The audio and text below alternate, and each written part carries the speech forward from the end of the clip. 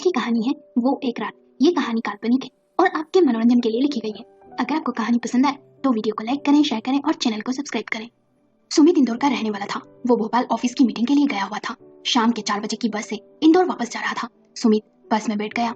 कुछ देर बाद उसके सामने वाली सीट पर एक सुंदर सी लड़की आकर बैठ गई। सुमित ने देखा वो लड़की कुछ देर बाद हेडफोन लगाकर गाने सुनने में व्यस्त हो गई। सुमित भी मैगजीन पढ़ने में व्यस्त हो गया। पर जब जब उस लड़की और सुमित की नजर मिलती तो वो मुस्कुरा देती। कुछ देर बाद बस हाईवे पर चाय नाश्ते के लिए होटल पर रुकी। वो लड़की भी बस से उतरकर होटल में चली गई। पीछे पीछे सुमित भी उतर गया। उस लड़की ने चाय, पोहे और समोसा लिया, पर उसके पास 2000 का नोट था और दुकान वाले के पास छुट्टे नहीं थे। सुमित ने भी चाय, कचौरी और पोहे लिए। उसने दुकान वाले को 500 का नोट देकर कहा, आप इसमें से रुपए काट लें, और लड़की को कहा, आप मुझे बाद में रुपए दे देना। लड़की ने मुस्कुराकर धन्यवाद कहा और दोनों अपनी प्लेट ले एक टेबल पर जाकर बैठ गए। सुमित ने कहा, जी मैं सुमित। लड़की ने कहा, जी मैं जानवी हूँ। सुमित ने पूछा, आप कहाँ जा रही है? जानवी ने कहा, मैं इंदौर जा रही हूँ। फिर दोनों ने नाश्ता किया और बस का हॉर्न सुनाई दिया। दोनों जाकर बस में बैठ गए। कुछ देर बाद बस अचानक से रुक गई। कुछ यात्री सो रहे थे तो कुछ जगे हुए थे। अचानक बस के रुकते ही सोए हुए यात्री भी जग गए और यात्रियों ने पहले तो आपस में एक दूसरे से बस रुकने का कारण जानना चाहा, पर सही कारण किसी को पता नहीं था। तभी कंडक्टर ने यात्रियों को बताया कि किसी बड़ी दुर्घटना के कारण रोड जाम है और यह जाम खत्म होने में काफी समय लग सकता है। यात्री बस के अंदर ही आराम करें। ज्यादातर लोग बस से नीचे उतर गए। सुमित भी नीचे आ चुका था, पर जानवी बस में ही बैठी रही। उसने खिड़की खोल रखी थी। सुमित ने उसकी ओर देखा तो उसे महसूस हुआ कि वह चिंतित है। सुमित ने उससे नीचे आने को कहा क्योंकि बस में गर्मी बहुत थी और बाहर थोड़ा अच्छा लग रहा था। जानवी बस से नीचे आ गई, पर बहुत ही बेचैन लग रही थी और सहमी भी। सुमित ने उसकी चिंता का कारण जानना चाहा तो वह बोली, मुझे इंदौर बस स्टैंड पर लेने मेरे दूर के चाचा आने वाले हैं। अब पता नहीं बस कब पहुंचे। रात भर तो वे बस स्टैंड पर इंतजार नहीं कर सकते। मोबाइल में नेटवर्क भी नहीं आ रहा, पर आज रात मेरा इंदौर पहुंचना भी बहुत जरूरी है। तुम चिंता ना करो, अपने रिश्तेदार को फोन कर मना कर दो कि तुम्हारा इंतजार ना करें। ये लो मेरा फोन, इसमें नेटवर्क आ रहा है। जाम के 3-4 घंटे बाद ही खत्म होने की आशंका लगती है और वह भी श्योर नहीं है। हो सकता है रात यहीं बितानी पड़े। ये सुन जानवी और भी परेशान हो गई। जानवी ने फोन कर अपने चाचा को बस स्टैंड आने से मना कर दिया, पर उसकी आंखें भर आई थी, जिसे सुमित ने आसानी से देख लिया था। सुमित ने पूछा, क्या बात है जानवी, तुम कुछ ज्यादा ही परेशान लग रही हो। यार सभी यात्री फंसे हैं, सभी को इंदौर जाना है, हम सब मजबूर हैं। कोई कारण हो तो चाहो तो बता सकती हो, शायद मैं कुछ मदद कर सकूं तुम्हारी। जानवी कुछ देर चुप रही, फिर बोली, मेरा आज रात इंदौर पहुंचना बहुत ही जरूरी है। कल सुबह मेरा एक बहुत जरूरी काम है। यदि समय पर ना पहुंची तो बहुत नुकसान हो सकता है। सुमित ने पूछा, वैसे तो मुझे जानने का कोई हक नहीं है, पर अगर आप कुछ खुलकर कहो तो कोई हल खोजने की कोशिश जरूर करूंगा। जानवी ने अपने आप को थोड़ा संभालते हुए कहा, कल सुबह 8 बजे मुझे कोर्ट में हाजिर होना है और वो मेरे लिए बहुत ही जरूरी है। इससे ज्यादा मैं आपको नहीं बता सकती। अगर आज रात तक ही पहुंचना है तो मैं कोई विकल्प देखूं क्या? सुमित ने पूछा। जानवी ने कहा, मैं आजीवन आपकी आभारी रहूंगी, कुछ हो सके तो प्लीज करें। सुमित ने बस के कंडक्टर से पूछा कि आखिर जाम क्यों लगा है। उसने बताया कि आगे पुलिया पर ट्रक और कार की टक्कर हो गई है। कुछ लोग घायल हो गए हैं जिन्हें हॉस्पिटल ले गए, पर ट्रक और कार फंसे हुए हैं तो हटने में समय लगेगा। हाँ, बस इतनी जगह बची है कि 2 व्हीलर निकल सकता है। बस दोनों तरफ से बड़ी गाड़ियों का जाम लगा है। सुमित ने जब उससे आगे कहा कि उसका जल्दी पहुंचना इंदौर बहुत ही जरूरी है, कोई उपाय बताए, तो कंडक्टर ने कहा कि अगर आपके पास सामान ज्यादा नहीं है तो पैदल पुलिया पार कर लिफ्ट ले लो, मतलब आगे जाकर कोई कार पकड़ लो, पर बस का किराया मैं नहीं लौटा सकता। नहीं, किराए की हमें कोई चिंता नहीं, बोलकर वह जानवी के पास गया और बोला, चलो आगे जाने का उपाय हो गया है। तुम्हारे पास कोई भारी सामान तो नहीं है? नहीं, बस एक बैग ही है, जानवी ने कहा। फिर दोनों ने अपना सामान उठाया और पैदल चलकर पुलिया पार करने लगे। उस तरफ भी गाड़ियों की बड़ी लंबी लाइन थी। करीब 1 घंटा चलने के बाद एक ऑटो वाला मिला। उसने बताया आगे कार किराए पर मिल जाएगी। वे ऑटो में बैठ गए। रास्ता ऊबड़ खाबड़ था। ऑटो के बार बार हिचकोले खाने से जानवी की बाहों का स्पर्श पाकर उसे वंदिता की याद आ गई। उसे 3 साल पहले की बात याद आ गई, जब वह अपनी पत्नी वंदिता के साथ ऑटो में जाता था और ऑटो के हिचकोले खाने से उसका शरीर वंदिता के स्पर्श का आनंद लिया करता था। पर अब वंदिता उसकी जिंदगी से जा चुकी थी। खैर, दोनों ने कार किराए से लेकर इंदौर जा पहुंचे, पर इंदौर पहुंचते पहुंचते रात के 1 बज गए। सुमित ने जानवी से पूछा कि इंदौर में से कहाँ जाना है, तो उसने कहा, मुझे जाना तो सुखलिया है, पर वहाँ कहाँ जाना है पता नहीं, पहली बार जा रही हूँ। दरअसल मेरे पिताजी एक जरूरी काम से दिल्ली गए हैं। मैं माता पिता की इकलौती संतान हूँ, इसलिए अकेले आना पड़ा। काम ही कुछ ऐसा है। इतनी देर रात में बिना कुछ जाने पहचाने घर ढूंढना मुश्किल होगा। बस कुछ घंटों की बात है, मेरे घर चलो। अपने चाचा को इतनी रात में क्यों परेशान करना? नहीं, यह ठीक नहीं होगा। मैं टैक्सी ले खुद चली जाऊंगी, उनसे फोन पर बात कर लेती हूँ। नहीं, इतनी रात अकेले जाना ठीक नहीं, कहकर सुमित ने अपने घर फोन किया और बोला, माँ तुम अभी तक सोई नहीं? एक ही रिंग पर फोन उठा लिया। माँ मैं 10 मिनट में घर पहुंच रहा हूँ, कहकर जानवी से बोला, मेरी माँ अभी तक मेरे लिए जाग रही है, तुम्हें कोई समस्या नहीं होगी, तुम मेरे घर चलो। जानवी ने सिर हिलाकर अपनी सहमति जता दी। थोड़ी देर में दोनों घर पहुंचे तो जानवी को देख सुमित की माँ ने कहा, क्यों, वंदिता को मना लाया क्या? दरअसल उसकी माँ की नजर कमजोर थी, उन्हें चश्मा लगता था, फिर अंधेरा भी होने की वजह से परेशानी होती थी, इसलिए ठीक से देख नहीं पा रही थी। सुमित बोला, माँ आप समझती क्यों नहीं, अब वह क्यों आएगी, आप जाकर सो जाएं। पर माँ ने जब उससे जानवी के बारे में पूछा तो सुमित ने संक्षेप में उसके बारे में बताकर माँ को सोने के लिए कह दिया।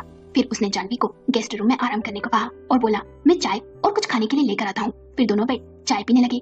फिर जानवी ने सुमित से पूछा, बुरा ना माने तो एक बात पूछूं?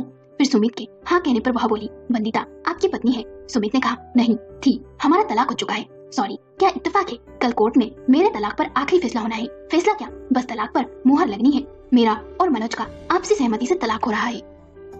कुछ देर तक दोनों खामोश एक दूसरे को हैरानी से देखते रहे। फिर सुमित ने कहा, तुम तो पढ़ी लिखी हो, खूबसूरत भी हो, तलाक क्यों? जानवी ने कहा, मेरा ससुराल इंदौर में है, पर अब हमारा तलाक हो रहा है, इसलिए मैं वहाँ जा नहीं सकती हूँ। मेरे पति लखनऊ में बहुराष्ट्रीय कंपनी में नौकरी करते हैं, मेरा मायका भोपाल में है, मैं भी सॉफ्टवेयर इंजीनियर हूँ। मैंने अपने कॉलेज के 4 लड़कों के साथ मिलकर एक स्टार्टअप कंपनी खोली। शुरू में तो यह कंपनी मेरे घर में एक ही कमरे में थी। लगभग 1 साल तक ठीक ठाक रहा। हम एक अमेरिकन कंपनी के लिए काम कर रहे थे। अक्सर देर रात तक मेरे घर में ही हम चारों काम किया करते थे। बीच बीच में मैं चाय नाश्ता भी बना लाती थी। कभी हम चारों होते तो कभी मैं किसी एक के साथ अकेले भी होती। अपना मूड ठीक करने के लिए कभी हंसी मजाक भी कर लेते। यह सब मेरे पति मनोज को ठीक नहीं लगा। इस बात को लेकर अक्सर झगड़ा होने लगा। काम अच्छा चलने लगा तो अपने घर की बगल में ही एक छोटा सा फ्लैट किराए पर ले लिया और कंपनी को वहाँ शिफ्ट कर लिया। पर अक्सर रात में देरी हो जाती थी। काम जरूरी भी था क्योंकि काम समय पर पूरा करना होता था। इससे हम लोगों को लाखों रुपए का लाभ होता था। जानवी ने फिर बोलना शुरू किया, पर मनोज हमारी मजबूरी समझने को तैयार नहीं था। एक दिन तो हद हो गई जब उसने कहा कि काम के साथ साथ वहाँ रंग रलियां मनाते हो तुम लोग, या तो मैं कंपनी छोड़ दूं या हम दोनों को तलाक लेना होगा। मैंने मनोज को समझाने की बहुत कोशिश की पर वह नहीं माना। उल्टा उसने मेरे चरित्र पर उंगली उठाई। फिर हम दोनों आपसी सहमति से तलाक लेने को तैयार हो गए। जानवी ने फिर सुमित से कहा, अगर उचित समझे तो बताए कि आप और वंदिता क्यों अलग हुए थे। सुमित ने कहा, वंदिता और मैं एक साथ पढ़े हुए थे, कॉलेज में प्यार हुआ, शादी कर ली। शादी के 6-7 महीने तो सब अच्छा चला। फिर उसने कहा, अलग घर ले लो, मुझे माँ के साथ नहीं रहना, नहीं तो माँ को किसी अच्छे वृद्धाश्रम में छोड़ दो। मैं इसके लिए तैयार नहीं था। रोज लड़ाई होने लगी। अंत में वंदिता ने कहा कि मुझे या माँ दोनों में से किसी एक को चुनना होगा तुम्हें। मैंने जब कहा कि मैं माँ को अकेले नहीं छोड़ सकता तो उसने कहा कि फिर मुझे छोड़ दो। मैंने इस रिश्ते को बचाने की बहुत कोशिश की पर वह नहीं मानी और उसने तलाक के विकल्प को ही बेहतर समझा। जानवी ने कहा, आजकल तलाक लेने वालों की संख्या काफी बढ़ गई है। यह दुख की बात है ना। लड़कियां भी पढ़ लिख कर कमाने लगी है। मर्दों की तरह तो उनको भी घर में उतनी ही इज्जत देनी होगी जितना मर्द अपने लिए चाहते हैं। उन्हें भी अपना करियर बनाने का हक है ना। क्या मैं गलत बोल रही हूँ? सुमित ने कहा, नहीं, पर लड़के क्या अपने माता पिता के भले के लिए कुछ करना चाहे तो क्या गलत है यह? बहुत देर हो गई, अब तुम आराम कर लो, कहकर सुमित चला गया। कुछ देर बाद सुबह के 7 बज चुके थे। वो तैयार हो गई। सुमित और माँ के साथ बैठ चाय नाश्ता करने लगी। उसने चाचा को फोन कर कह दिया वो कोर्ट चली जाएगी और फिर वहीं से भोपाल चली जाएगी। सुमित की माँ ने जानवी से पूछा, बेटी तलाक के बाद तुमने भविष्य के बारे में क्या सोचा है? अभी तुम्हारे आगे लंबी जिंदगी पड़ी है। जानवी ने कहा, मैंने अभी कुछ नहीं सोचा है। अभी मैं कंपनी के जरूरी काम में कुछ महीने इतनी व्यस्त रहूंगी कि कुछ और सोचने की फुर्सत ही नहीं है मुझे। सुमित की माँ ने कहा, चिंता नहीं करना बेटी, एक रास्ता बंद होता है तो दूसरा खुल भी जाता है। सुमित ने कहा, चलो मैं तुम्हें कोर्ट छोड़ देता हूँ, मैंने आज ऑफिस से छुट्टी पे ले रखी है। जानवी ने कहा, आप आराम करें, मैं चली जाऊंगी। पर सुमित के बार बार कहने पर जानवी सुमित के साथ कोर्ट चली गई। आखिर जानवी और मनोज के तलाक पर कोर्ट ने मोहर लगा दी। ये देख सुमित ने कहा कि यह एक ऐसा फैसला है जिस पर खुशी भी जाहिर नहीं की जा सकती है। सुमित जानवी को छोड़ने स्टेशन चला गया। चलते समय जानवी ने कहा, आगे जब भी भोपाल आए तो मुझसे जरूर मिलना, और फिर अपना कार्ड सुमित को दे दिया। श्योर, यह कहकर सुमित ने भी अपना कार्ड जानवी को दे दिया।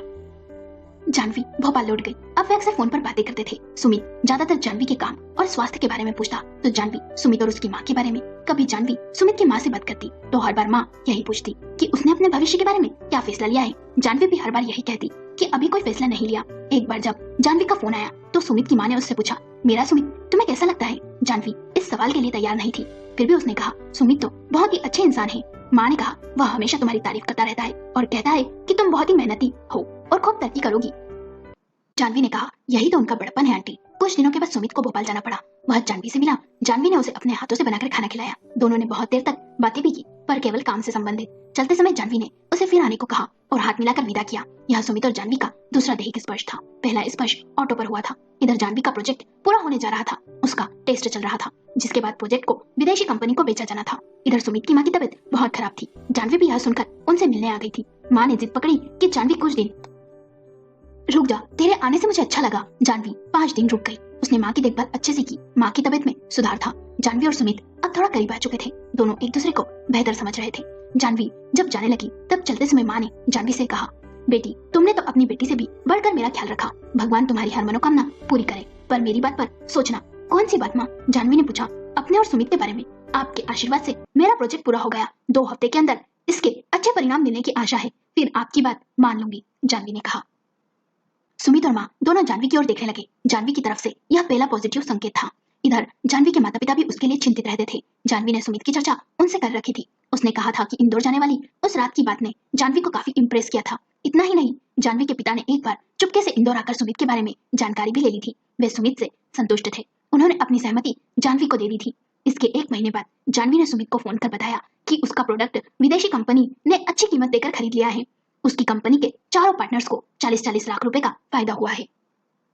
सुमित की मां ने जानवी से फोन पर कहा, तुम्हारी सफलता पर बहुत बहुत बधाई बेटी। देखा, सुमित ने ठीक ही कहा था। तुम बहुत ही मेहनती लड़की हो और जल्द ही तुम्हें तरक्की मिलेगी। जानवी ने कहा, यह तो आप लोगों का आशीर्वाद है माँ जी।